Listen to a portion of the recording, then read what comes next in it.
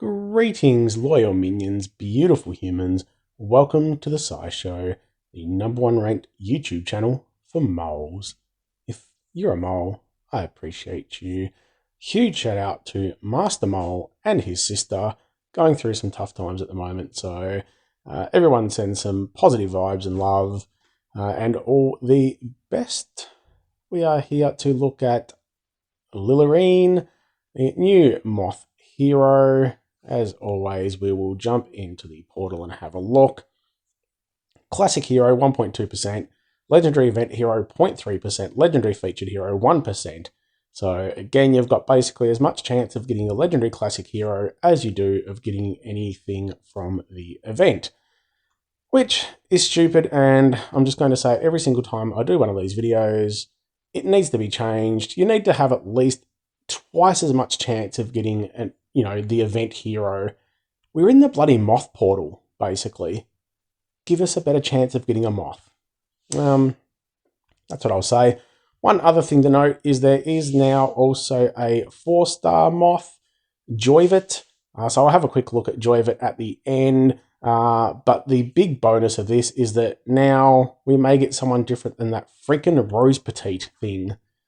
Like, you do a 10 pull and you get 8 bloody Rose Petites because it's the only 3-star Moth. So at least now there's a 4-star Moth. Aside from Chambray, whatever the other one is. And you might have a bit of a chance of getting something slightly different. On to Lilareine. Bit of a strange look about her. Looks like she's stunned, like she's been out on a big night. She's almost holding her top up. Things are falling out. She's not looking the best. And then she's got the weird bloody Mr. Spock hand thing going on. I don't know what's with that. Live long and prosper. Yeah, I mean, I don't know much about Moth lore. If there is any Moth lore, but yeah, I'm happy to have it explained to me. But yeah, bit of a strange artwork overall. Max power, Druid, we get the companion minion, which is pretty handy. Gives you 25% health, 25% attack, so the health is a nice little meat shield. Special armor as the Aether talent. Bit of extra defense is nice. Turn that off. 1228 power creep is creeping, as we'd expect. Wow, slow hero again. Moth family, as we should know by now, gets the Moth dust, which is really bloody annoying. At the start of each turn, so if you've got 1, 2, 3 heroes, for a random enemy for 2, 3, 4 turns, you're casting Moth dust. It gives minus 30% mana generation. Mega Minion's current health is reduced by 50% each turn. If Moth dust is cleansed or removed, the target falls asleep and receives 80% increased damage while sleeping. So absolute pain in the ass for anyone who's not immune to it. As soon as you cleanse it, you fall asleep. So real pain. Has the dodge special damage passive. 15% chance to dodge special skills that deal damage. Some would say on defense that works 70% time and about 5% time on offense, but it's 15%. I haven't noticed it. I use the Moths a fair bit. I don't notice it a heap. Occasionally you'll go to kill one and it dodges. But yeah, it's a nice enough passive, but it's not something you can really rely on to save your Mothy behind. Balance stats, pretty good. Revitalizing melody, running at slow speed. I've even got the little Spock hand, although it's not quite Spock because I think she's got 1 finger less. Down in the little image there. Boost health of all allies by 1300. Boosted health can exceed max HP. Cleanses status ailments from all allies.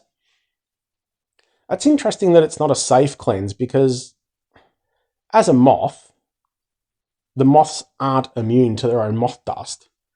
So if you take Moths against this Moth and she cleanses the Moth dust, she's actually then going to put the team to sleep, or put anyone that's got Moth dust to sleep. So that's interesting. Stack max, all allies get plus 5% mana generation. That's nice, but at slow speed, I'm going to say the obvious thing. During Rush War, slow speed excels. But in general, so you're getting 5% mana generation for all allies. That's nice, but at slow speed to get there, it takes a while. The caster gets a mark of special skill for 5 turns. When any ally except the caster casts their special skill, the caster gains a stack, which is a max 10. Each stack increases mana generation the target receives by 5%. Okay, the caster gets a mark of special skill. When the ally except the caster casts their special skill, the caster gains a stack max. Each stack increases the mana generation the target. I just got a bit confused there. I think that last word that says target should just say caster would make more sense. Each stack increases mana generation the caster receives by plus 5%. But anyway.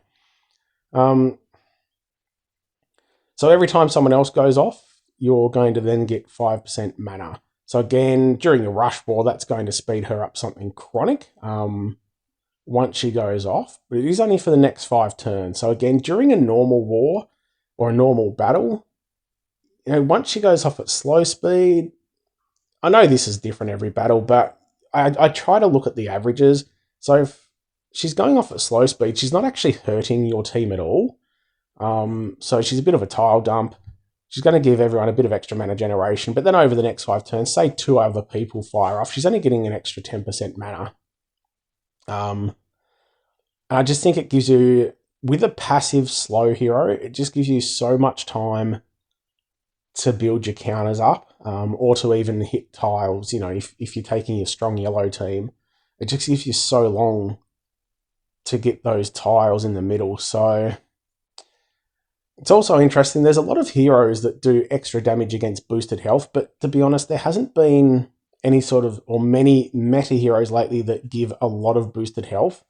Or the ones that are giving boosted health aren't generally used in the tank position. So I personally haven't come across too many battles where I end up having the enemy having a lot of boosted health.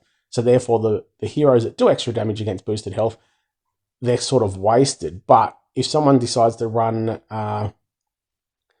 Lilareine as a tank, and you are getting that boosted health, it then allows you to use those heroes that are doing extra damage against boosted health to their full potential. I hope all that makes sense.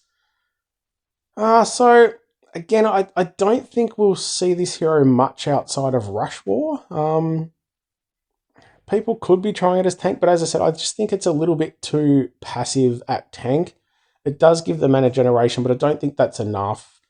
If you've made 5 or 6 moves before you're setting a slow tank off, you've generally got, half your team close to firing and that sort of thing. So, yeah, that's my thoughts. I think it's going to be used very well in Rush War, as are a lot of slow heroes. But outside of Rush War, being passive, I don't think it's going to get a lot of action. Could be fine in a full team of Moths, just so you're getting as much Moth dust as you can out there. But again, on defense, you can take heroes that counter that Moth dust, such as your Toons / Glass or the Fawns, anyone that gains from that mana reduction or mana ailment. So, yeah, decent enough, but not something I would be chasing. I don't think, unless I'm missing something, it's going to have too much of an impact on anything. And we'll have a quick look at this 4-star as well. We've got Joyvert. Wizard, not going to go too much into it. It has the same Moth Dust, which is going to be useful at the 4-star level, although a lot of people are going to have 4-star Glass or Toon heroes, which are going to either resist or reflect a lot of that Moth Dust. So keep that in mind. The 4-star Toons and Glass are going to be, there's so many more people that have those, and you will see a heap of them in tournaments and that sort of thing. Goodnight Lullaby. Being a brand new 4-star, you're generally going to be able to put them straight into most of your teams because we don't have a lot of new 4-stars. I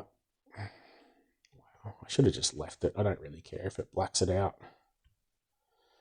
Playing a violin. Just had a bit of violin playing in the song I'm creating, the last song for my album. So I'm liking the violin. Goodnight Lullaby runs at fast speed, deals 350% damage to the target. The target falls into deep sleep and receives 80% increased damage while in deep sleep. So very, very simple hero. I do like the deep sleep. I think it's a great way of setting up a kill. So you're going to do a decent hit with Joyvert, then 80% extra, so you take a big sniper afterwards. I'm trying to think of snipers in green. You'd probably think of someone like a Cademan, one of his different costumes. What other big 4-star greens are there? It's probably the main one, really. We use a lot of tunes and glass, so you've got someone slow like your Farmer John. What's his name? Little John. Yeah. Anyway, follow up with a nice green hitter if you're going with the green theory, and you'll probably get a kill with 350% damage and then a follow-up decent snipe with that increased damage from deep sleep. So if you are doing any pulls and you grab the 4-star, it's just a nice bonus. You've got an extra 4-star you can use in your teams. And as always, if you are doing any pulls, I hope you get the hero you're looking for. If you enjoy what I'm doing, gently press the subscribe button, give your kitty a scritch for me, and have a good one.